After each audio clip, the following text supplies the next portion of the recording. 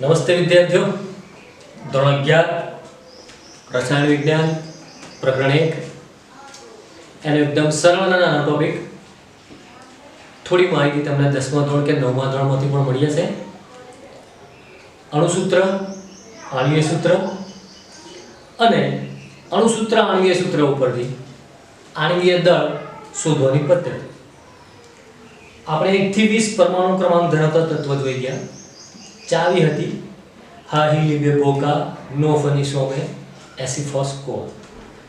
હાહી લીબે બોકા નો ફનિસોમે એસિફોસ ક્લો આ. હવે આ પરમાણુ ક્રમાંકની સાથે જોડે તમને પરમાણુ ભાર પણ આપેલા, પરમાણુય દળ, અને એમ પણ જણાવેલું કે 1 થી 20 પરમાણુ ક્રમાંક સુધી લગભગ પરમાણુ ક્રમાંક કરતા પરમાણુ દળ બમણા હોય. તેટલા બમણા જ હોય છે તેવું નથી, લગભગ. એ થોડા યાદ રાખવા. પરીક્ષા સમયે કદાચ તમને શરૂઆતની જ માહિતીમાં આપેલું હશે કે કોનું કેટલું પરમાણુ દળ છે, છતાં પણ જો આપણે યાદ રાખીએ તો આપણી થોડી સરળતા પડે, શોધવું ન પડે, દાખલો સરળતાથી થઈ શકે. જોઈએ આપણે આણ્વિય દળ. એક જ અણુમાં રહેલા બધા જ પરમાણુઓના દળનો સરવાળો. કોઈ એક અણુસૂત્ર આપ્યું હોય, અણુસૂત્રની અંદર જેટલા કોઈ પરમાણુ આવેલા છે તે દરેકે દરેક પરમાણુઓના પરમાણુય દળનો સરવાળો. સાથે સાથે પરમાણુની જે સંખ્યા છે એ પરમાણુની સંખ્યાને પરમાણુ દળ સાથે ગુણી ફરીથી સરવાળો કરીએ એટલે આણ્વિય દળ. દરેક તત્વના પરમાણુય દળ અને દરેક તત્વની પરમાણુની સંખ્યા, દરેક પરમાણુની સંખ્યાનો ગુણાકાર. ફરીથી સાંભળજો, દરેક તત્વના પરમાણુય દળ અને પરમાણુની સંખ્યાનો ગુણાકાર, ત્યારબાદ બધાનો સરવાળો, એટલે આપણને મળશે આણ્વિય દળ. ઉદાહરણ જોઈએ એટલે આપણને થોડી સરળતા પડે, સમજણ પડે કે કેવી રીતે આણ્વિય દળ પ્રાપ્ત થાય. સર્વપ્રથમ સાદું સરળ અને સીધું ઉદાહરણ લઈએ. Methane CH4. આ બંને સમજૂતી પ્રમાણે કાર્બન પ્લસ H4 એટલે હાઇડ્રોજન કેટલા છે? 4. તો 4 ગુણ્યા H. કાર્બન એટલે કાર્બનનું પરમાણુય દળ 12 પ્લસ 4 ગુણ્યા હાઇડ્રોજનનું પરમાણુય દળ 1 એટલે આપણને મળશે 16 ગ્રામ. અને આ કહેવાય 16 ગ્રામ પ્રતિ મોલ. એટલે CH4 એનું પરમાણુય દળ, મિથેનનું પરમાણુય દળ 16 આપણને પ્રાપ્ત થાય છે. એકદમ સરળ. ઉદાહરણ નંબર 2 H2O. આપેલી સમજૂતી મુજબ જે તે પરમાણુનું પરમાણુય દળ ગુણ્યા તેની સંખ્યા, ત્યારબાદ બધાનો સરવાળો. H2 બે hydrogen, 2 H O plus oxygen. હાઇડ્રોજનનું પરમાણુય દળ 1 એટલે 2 × 2 પ્લસ ઓક્સિજનનું પરમાણુય દળ 16, કુલ થશે 18. એટલે કે H2O નું આણ્વિય દળ થાય 18. સરળ, સાદી, સિમ્પલ પદ્ધતિ. તે જ પ્રમાણે આગળ બીજું ઉદાહરણ જોઈએ. Number 3 CO2. હવે તો ખ્યાલ આવી ગયો હશે શું કરવાનું છે. કાર્બન 1 છે, ઓક્સિજન 2 છે. કાર્બનનું દળ 12, ઓક્સિજનનું દળ 16, 16 × 32 + 12 એટલે 44 ગ્રામ. That means carbon dioxide CO2 આણ્વિય દળ 44.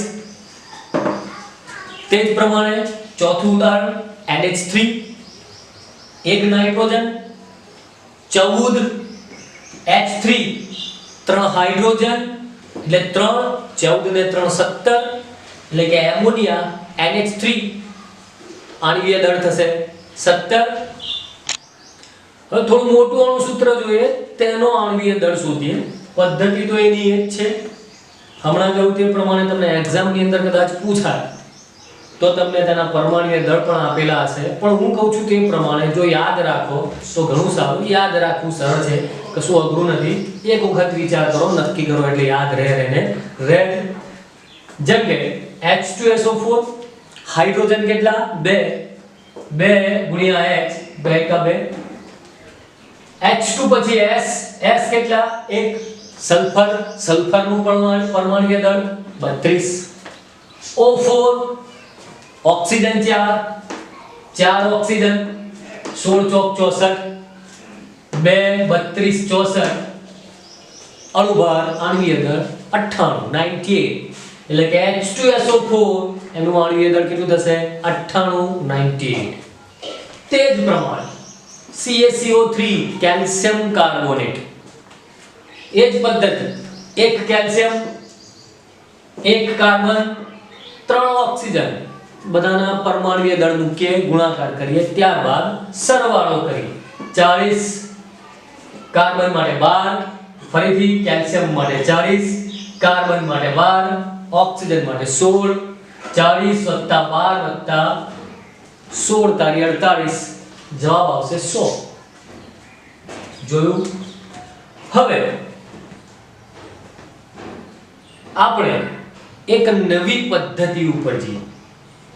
અણુભાર શોધવાની, આણ્વીય દળ શોધવાની પદ્ધતિ જોઈ તો આ જ અણુસૂત્ર ઉપરથી અણુસૂત્રની અંદર જે તે ઘટક કે પરમાણુ રહેલા છે તેનું ટકાવાર પ્રમાણ શોધવાની પદ્ધતિ ઉપર જોઈએ. ફરીથી યાદ રાખજો મિત્ર, આપણે આણ્વીય સૂત્ર જોયું. આણ્વીય સૂત્ર એટલે એમ કહી શકાય પરમાણુઓની ચોક્કસ સંખ્યા દર્શાવતું અણુનું સૂત્ર આણ્વીય સૂત્ર. અને તેમાં પરમાણ્વીય દળ પરમાણુની સંખ્યાના ગુણાકાર કર્યા બાદ જે સરવાળો મળે છે તે આણ્વીય દળ શોધવાનું સૂત્ર જોયું. હવે આ અણુસૂત્રની અંદર જે તે ઘટક આવે છે H2SO4 2 hydrogen 1 sulphur 3 oxygen 4 oxygen, તો તેમનું ટકાવાર પ્રમાણ શોધવાનું સૂત્ર, તેની પદ્ધતિ જેને કહેવાશે બંધારણીય ટકાવારી. હવે આપણે જોઈએ બંધારણીય ટકાવારી. બંધારણીય ટકાવારી કોઈ પણ અણુસૂત્રમાં રહેલ કોઈ પણ ઘટકનું દળથી ટકાવાર પ્રમાણ ગણવું હોય તો તેના માટેનું સૂત્ર તત્વના દળથી ટકા, એટલે કે જે સંયોજન આપેલ હોય અને જે સંયોજનમાં જે તે ઘટકના ટકા શોધવાના હોય તે સંયોજનમાં તે તત્વનું દળ ગુણ્યા 100 અને બંનેના ભાગાકારમાં જે સંયોજન આપેલું છે તેનું આણ્વીય દળ. ફરીથી તત્વના દળથી ટકા શોધવાના છે તો જે સંયોજન આપેલું છે એ સંયોજનમાં જેના ટકા શોધવાના છે તે તત્વનું તે સંયોજનમાં દળ ગુણ્યા 100 ભાગ્યા, એટલે કે છેદમાં સંયોજનનું આણ્વીય દળ. શરૂઆત કરીએ એક સરળ ઉદાહરણથી, એટલે કે H2. બુકમાં પણ આ જ પહેલું ઉદાહરણ છે, ઘણું સરળ છે, આવડી જાય તેવું છે. H2O ની અંદર હાઇડ્રોજન અને ઓક્સિજનના દળથી ટકા ગણવા છે. H2O માં હાઇડ્રોજન અને ઓક્સિજનના દળથી ટકા ગણવા છે કે શોધવા છે. તો આનું આ જ સૂત્ર લાગુ પડે. શરૂઆત કરીએ આણ્વીય દળથી.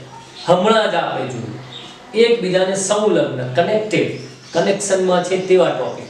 આણ્વીય દળ H2O નું આણ્વીય દળ હમણાં આપણે જોયું 18 ગ્રામ. સાથે સાથે એ પણ જોયું કે H2O ની અંદર 2 હાઇડ્રોજન, એક હાઇડ્રોજનનું પરમાણ્વીય દળ 1, તો 2 હાઇડ્રોજન માટે તેનું પરમાણ્વીય દળ 2 ગ્રામ થાય. ઓક્સિજન એક જ છે તો એક ઓક્સિજન માટે 16 ગ્રામ. કવર કરીએ. H2O નું આણ્વીય દળ 18 ગ્રામ કે જેમાં 2 ગ્રામ હાઇડ્રોજન અને 16 ગ્રામ ઓક્સિજન છે. હવે તે જ H2O ની અંદર હાઇડ્રોજનનું દળથી ટકાવાર પ્રમાણ કેટલું છે તે શોધવું છે. તો હાઇડ્રોજનના દળથી ટકા બરાબર હાઇડ્રોજનના દળથી ટકા બરાબર આ સૂત્ર મુજબ સંયોજનમાં તત્વનું દળ એટલે કે H2O સંયોજન આપેલ છે તેમાં હાઇડ્રોજનનું દળ 2 ગ્રામ ગુણ્યા 100 એ 100 છેદમાં જે સંયોજન આપેલું છે તેનું આણ્વીય દળ એટલે કે H2O એનું આણ્વીય દળ 18 એટલે આપણને જવાબ મળશે 11.18% દળથી H2 હાઇડ્રોજન H2O ની અંદર હાઇડ્રોજનનું દળથી ટકાવાર પ્રમાણ 11.18%. હવે યાદ રાખો H2O ની અંદર માત્ર 2 ઘટક હાઇડ્રોજન અને ઓક્સિજન. તો જો ઓક્સિજનનું ટકાવાર પ્રમાણ શોધવું હોય તો 100 માંથી 11.18 બાદ કરો તો પણ તમને 88.79 મળે છે. કારણ શું? 2 જ ઘટક છે. કોણ? હાઇડ્રોજન અને ઓક્સિજન. બંનેનું કુલ પ્રમાણ 100 જ થવાનું. એમાંથી હાઇડ્રોજનના ટકા બાદ કરીએ તો આટલા મળે. પણ આપણે સૂત્ર પ્રમાણે જોઈએ. ઓક્સિજનના દળથી ટકા બરાબર H2O માં ઓક્સિજનનું દળ 16 ગુણ્યા ટકાવાર પ્રમાણ માટેના 100 ભાગ્યા સંયોજનનું આણ્વીય દળ H2O નું આણ્વીય દળ 18 એટલે મળશે 88.79 દળથી ઓક્સિજનના ટકા. ક્લિયર છે ભાઈઓ? એક ઉદાહરણ પત્યું H2O ની અંદર હાઇડ્રોજન અને ઓક્સિજનના દળથી ટકા. હવે બીજું ઉદાહરણ જોઈએ. તેવું જ સરળ સહેલું ઉદાહરણ જે પણ પુસ્તકનું ઉદાહરણ છે. બીજું કાર્બન ડાયોક્સાઇડ. કાર્બન ડાયોક્સાઇડમાં કાર્બન અને ઓક્સિજનના દળથી ટકા. કાર્બન ડાયોક્સાઇડમાં કાર્બન અને ઓક્સિજનના દળથી ટકા. તો સર્વપ્રથમ આવડવું જોઈએ કે CO2 નું આણ્વીય દળ કેટલું. એ તો હમણાં આપણે જોયું હમણાં જ આગળ જ 44 ગ્રામ. ત્યારબાદ આપણે એ પણ જોયું કે કાર્બન ડાયોક્સાઇડમાં એક જ કાર્બન છે અને તેનું પરમાણ્વીય દળ 12 છે. તો કાર્બનના ટકા શોધવા સરળ થઈ જાય. કાર્બન ડાયોક્સાઇડમાં કાર્બનનું દળથી ટકાવાર પ્રમાણ બરાબર કાર્બનનું પરમાણ્વીય દળ 12 ગુણ્યા ટકાવાર પ્રમાણ માટેના 100 ભાગ્યા 44 એટલે કાર્બન ડાયોક્સાઇડનું આણ્વીય દળ બરાબર 27.27 એટલે કે CO2 માં કાર્બનના દળથી ટકા 27.27 થાય. જે MCQ ની અંદર પણ પૂછાય દરેક માટે. H2O માં હાઇડ્રોજન ઓક્સિજન માટે, અહીંયા કાર્બન ઓક્સિજન માટે. હવે અહીંયા પણ 2 જ ઘટક છે CO2 માં કાર્બન અને ઓક્સિજન. બંનેનું કુલ પ્રમાણ 100%. 100 માંથી 27.27 કાર્બન છે એ બાદ કરો તો ઓક્સિજનના 72.72 મળે છે. પરંતુ સૂત્ર પ્રમાણે શોધો તો પણ જવાબ આવે છે. એટલે કે કાર્બન ડાયોક્સાઇડમાં ઓક્સિજનના દળથી ટકા એટલે 2 ઓક્સિજન છે. CO2 માં O2 2 ઓક્સિજન 16 32 ગુણ્યા ટકાવાર પ્રમાણ માટેના 100 ભાગ્યા જે તે સંયોજન એટલે કે કાર્બન ડાયોક્સાઇડનું આણ્વીય દળ 44 બરાબર 72.72%. હવે એક નાનું હોમવર્ક આવડી ગયા પછી છેલ્લે આનો એક પીક પણ મૂકવામાં આવશે જેથી કરીને તમારે નોટ કરવી હોય તો નોટ કરી શકો છો. કશું રિપીટ કરવું હોય તો તે પણ જોઈ શકો છો. સાથે સાથે આ જોઈ લીધા પછી તમારા માટે હોમવર્ક છે 1 2 3 4 5 6 અને 7 કે જેમના આણ્વીય દળ તમારે શોધવાના છે. જે દરેક પરમાણુ છે તેમના પરમાણ્વીય દળ આ ટોપિકમાં આવે છે. સાથે સાથે જો શક્ય હોય તો 1 2 3 4 5 6 અને 7 સાથે 7 અણુસૂત્રની અંદર જે તે ઘટક આવે છે તેના બંધારણીય ટકા પણ શોધજો. ન આવડે એવું શક્ય છે નહીં, કારણ કે શાંતિથી વિચારીને ગણશો તો બધું જ સહેલું છે. આવડશે ને આવડશે. આભાર. નમસ્તે.